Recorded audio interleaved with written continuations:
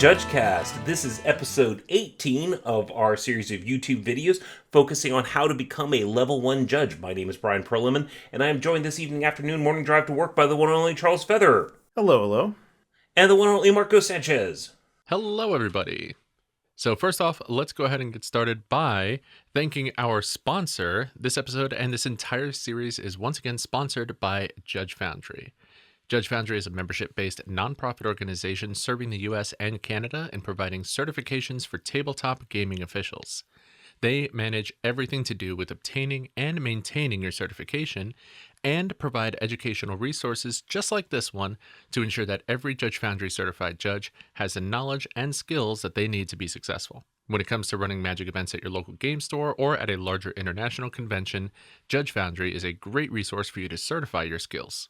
For more information on Judge Foundry, visit judgefoundry.org and click on the orange Become a Judge button to find out how you can earn your level. You can also join the Judge Foundry Discord to chat and interact with the Judge Foundry judging community in the US and Canada. The links for both are in the description below. We're going to transition away from the land of 1v1 games of Magic and embark on a journey to the magical land of Commander. A lot of local game stores run Commander events, and a big part of how you could engage with your local store is by helping Run Commander play events for them. Now, Commander covers a lot of the game. In fact, just about anything that can happen in Magic can happen in a game of Commander. So we won't cover every rules interaction that can come up in depth. But if you wish to go deeper or explore topics outside the scope of what is needed for the Level 1 exam, you can delve into our extensive library at JudgeCast.com or search for us on your podcast app of choice. Our podcasts are typically at least an hour, so you get both more detailed discussion, humor, insight, and of course, our pulchritudinous colloquy. So let's start off with what Commander is. Commander is a multiplayer variant format for playing Magic the Gathering, typically played in pods of 4 players, but can go between 3 and 5 players depending on the circumstances. Unlike typical tournaments and more competitively focused Magic events, Commander is structured differently from other event types and is deliberately designed and intended to be a much more social and casual game. This allowed players to explore their creativity in deck building, hang out with a group of friends, and enjoy some good old-fashioned Magic, just as Richard Garfield intended. In fact, most Commander games aren't played at game stores at all, but around the kitchen table.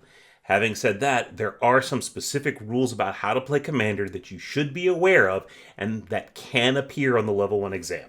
So, Commander is a singleton format, meaning each card in your deck, excluding basic lands, must have a different English name. Now, you can check out our episode in this series on parts of a card for more information about what is and isn't a unique name.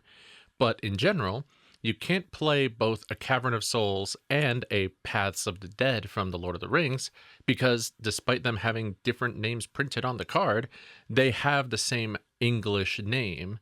They are both a Cavern of Souls. Like I said, check out our other episodes for more details on that. To construct a Commander deck, you'll build a deck of 100 singleton cards, one of which will be your Commander. A Commander can be a legendary creature, legendary vehicle, or legendary spacecraft card with 1 or more power and toughness boxes. They're the general or the main figurehead for the entire deck. There are some mechanics and abilities that allow you to break the rules of having only a single Commander. Backgrounds let you have a legendary background enchantment along with your Commander. Variations of the partner mechanic will allow you to have 2 Commanders. Some Planeswalkers will even say, this can be your Commander. But typically you'll have 1, and it has to have a power and toughness. Commanders also have some unique rules that come baked into them. While we're still talking about building decks, your choice of Commander will determine your deck's color identity. The color identity of your Commander is determined by the colored mana symbols that are visible in both the mana cost of the card, as well as the rules text of the card, on either side if it happens to be a double-faced card, as well as the infrequently used color indicator. All that's really complicated, but just as an example, if I have an Animar, Soul of the Elements, as the commander for a deck, the commander for my deck would have a color identity of blue, red, and green. Now, even though the rules text say the words black and white for its protection ability, there are no white or black mana symbols in the rules text or mana cost of that card. So they do not factor in for color identity. So once you have the color identity for your commander chosen, that will inform how you build the rest of your deck. You can only include cards that fall within the color identity of your chosen commander or commanders. In our Animar example, that means we can have a card that is mono red, like our friend Goblin Rabblemaster, or a card that's blue and green, like Uro, Titan of Nature's Wrath, or any combination of specifically blue, green, and red. You can also include colorless cards like Sol Ring and basic lands that produce only mana within the color identity of the commander.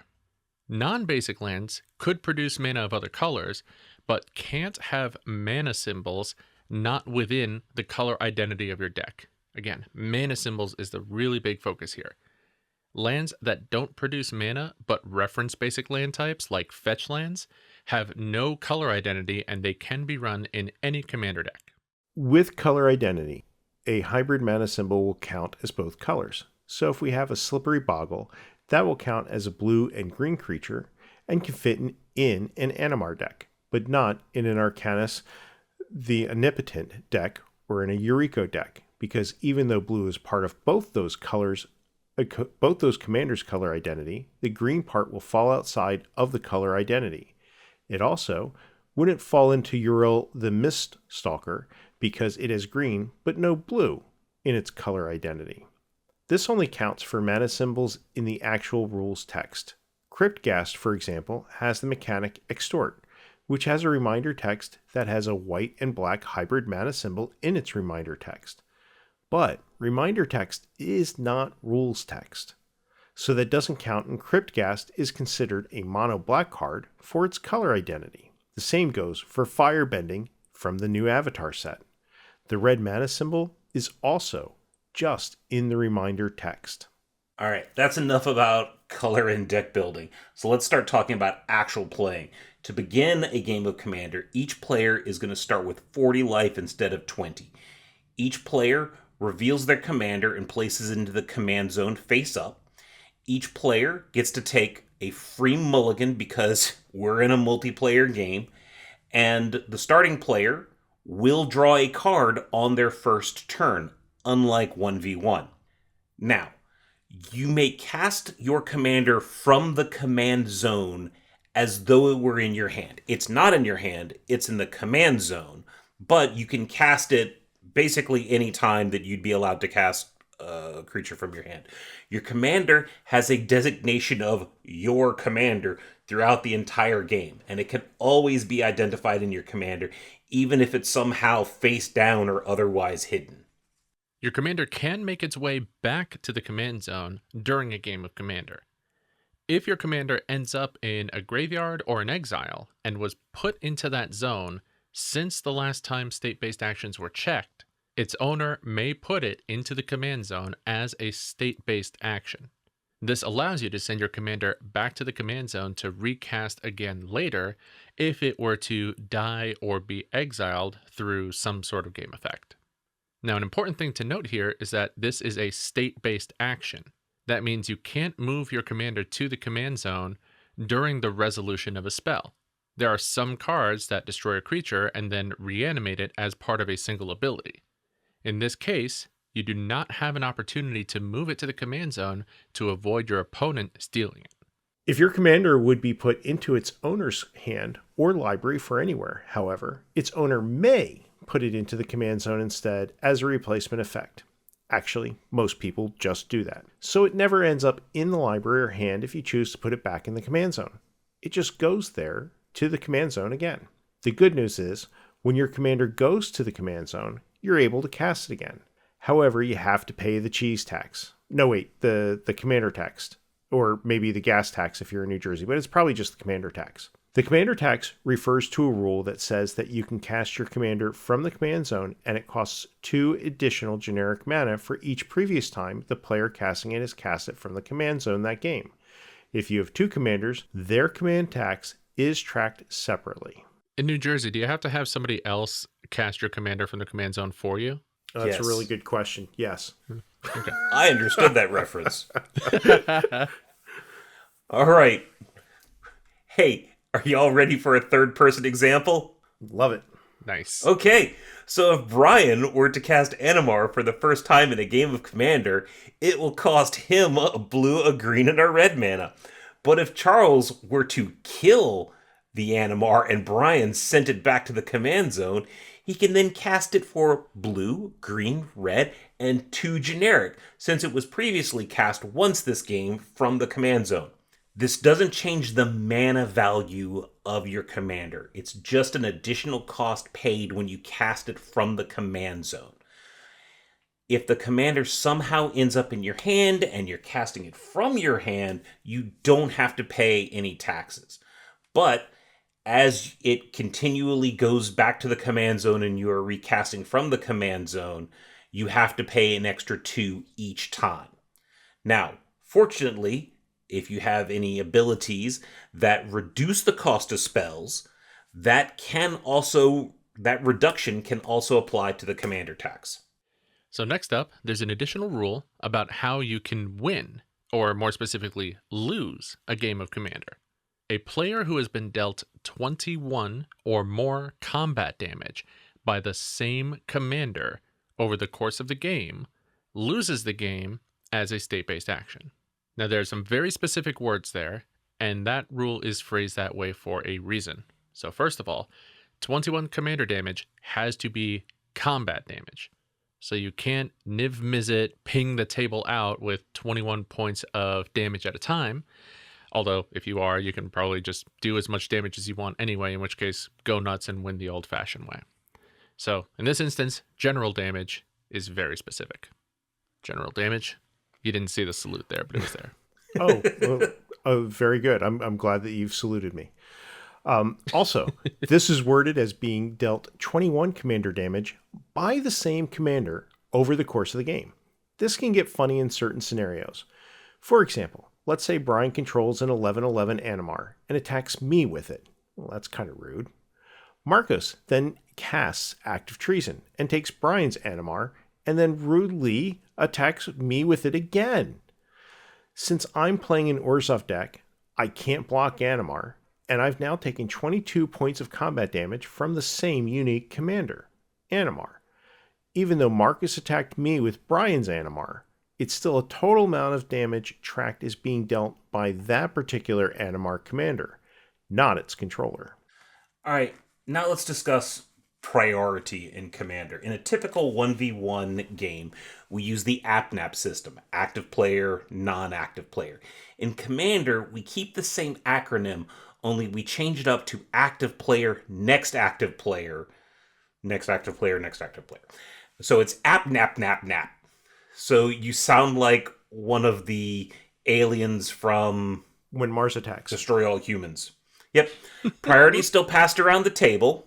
You may only respond when it is your turn to have priority. Now, in Commander, often you'll have some people shortcut and jump ahead in line because they're excited and want to respond to something. That's usually fine, except in cases where it isn't. Okay, and someone ahead of them in priority wants to insert themselves before that action. This leads to situations where players may reveal their plans preemptively, but that's just the cost of playing with multiple players in the game. If it truly matters to your plan, you'll have to wait your turn and let everyone in front of you pass their priority to you.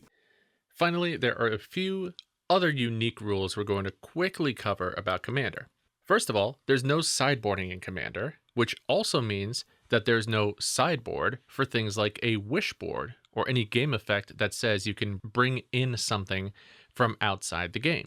Wish cards just outright don't do anything in Commander. However, as always, there is a rule that directly contradicts this rule, and that is the rule for companions. Now, Companion has a special rule built into it, which is specifically 702.139D, that says that cards can enter Commander games from outside the game via the Companion special action. They're just cards that exist outside the deck and have to follow all the same Commander color identity rules and not be otherwise present in your deck. And it is not one of your 100 cards. So technically, you can have a deck with 101 cards in it only if the 101st card is a companion. Every rule has an exception, it seems, sometimes. Even Okay. that Yep. one. Even that one. Yep. Now, there's so much more we can go into here. Commander's just vast, right? But for the L1 exam, that covers just about everything you need to know about Commander. Remember that this game variant for Magic can mean a lot of different things to different people, and it's important when you're running Commander events at your store or at a convention to ensure that you recognize what players are there for. Some of them want to show off their cool themed Commander deck that's based entirely on their favorite Marvel storyline, or cards that all come from the same plane. Some want to be super competitive and enjoy having a wide range of cards to choose from to build truly degenerate combos and playlines. And there's plenty in between. Commander also allows you to take the game and make it something unique and fun, and keep the experience of playing Magic fresh and special to each game you play. Also, there's variants around Commander like Commander Draft and Brawl, none of which are on the L1 exam, but could be fun for you to learn and interact with depending on what your store wants to do. The entire 900s section of the comprehensive rules focuses on casual variants like Plane Chase, Archenemy, and Commander. And it can even be fun to combine some of those into its own unique thing. So check it out if you're wanting a fun experience for you, your friends, and those at your local store. And with that, once again, we would like to thank Judge Foundry for their continued support in sponsoring this series for helping you earn your level 1 certification. Make sure to visit judgefoundry.org and click on the orange Become a Judge button to learn how you can join the magic judging community in the US and Canada and earn your certification with Judge Foundry. Join us next time as we continue our series for earning your level 1 certification and talk about another 4-player variant of the game, Two-Headed Giant, where you and a friend team up against another team for some very specific shenanigans. And if you want to reach out to us, we have our own Discord server for judges new and old, fans, and anyone who supports the judging community. The invite link to our Discord is in the description below, as well as our JudgeCast and individual social media links. If you're a fan of our content, make sure to like and subscribe to our channel, and ring that bell to be notified of when new videos in this series are posted, or when a new episode of our full podcast is released. Make sure to check out our channel's playlists for our complete L1 series, as well as a Learn to Judge playlist with episodes from JudgeCast's history focused on helping you become a better judge. And as always, you can find everything relating to JudgeCast at judgecast.com. With that, I'm Charles Featherer, and I keep it fair. I'm Marcos Sanchez, and I keep it fun. And he's Bryan and he keeps it third person.